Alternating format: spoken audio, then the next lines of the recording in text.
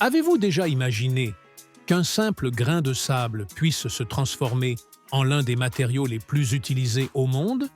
Fenêtres, bouteilles, lunettes, smartphones, partout autour de vous, il y a du verre.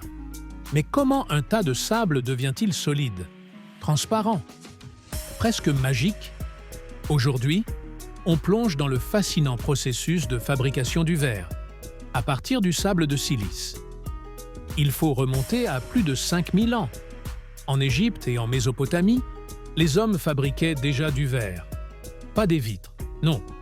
Plutôt des perles et de petits récipients. Une légende raconte que des marchands phéniciens auraient inventé le verre par accident. En cuisinant sur le sable, avec du natron en guise de support, la chaleur du feu aurait créé un bloc de verre. Vrai ou faux? On ne le saura jamais. Mais cela montre bien à quel point le verre fascine depuis toujours. Alors, de quoi est-il fait? La base, c'est le sable de silice. Un sable très pur, riche en dioxyde de silicium. Seul problème, ils fond à 1700 degrés, beaucoup trop haut. Alors on ajoute du carbonate de sodium pour abaisser la température et du calcaire pour stabiliser le verre. 3 ingrédients simples: sable, soude, calcaire. Voilà la recette du verre classique.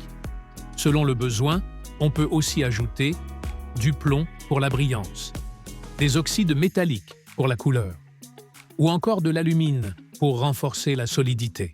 Place à la fusion. Dans un four géant, le mélange est chauffé à plus de 1500 degrés.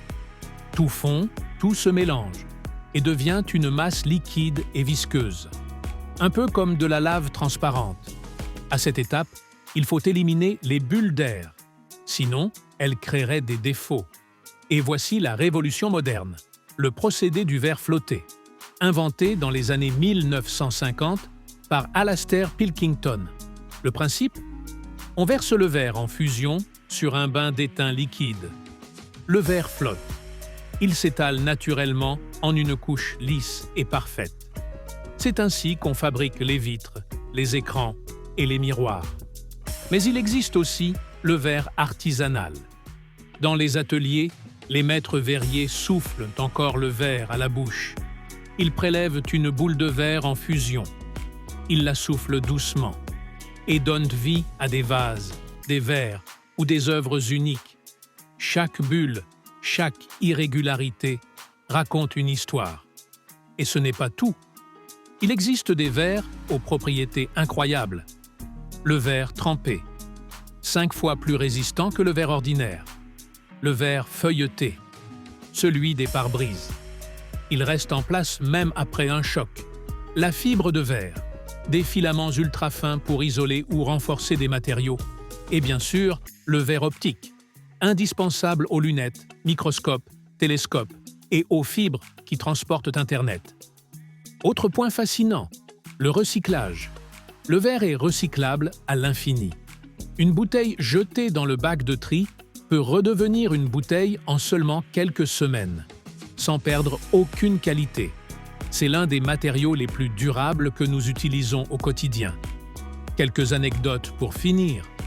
Le verre n'est pas vraiment solide, c'est un solide amorphe, quelque part entre le solide et le liquide.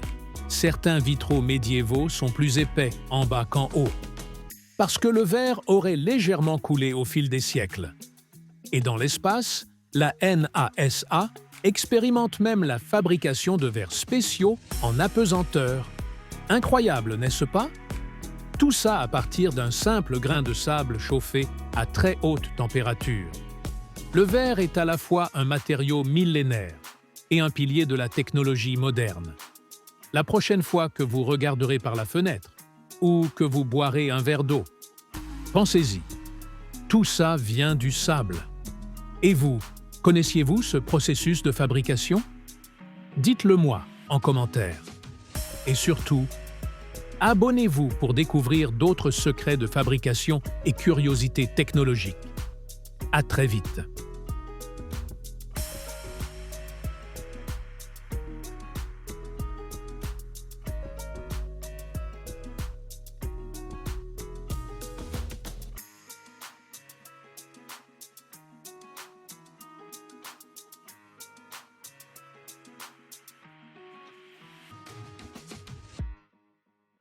Generate by AI. Generate by AI.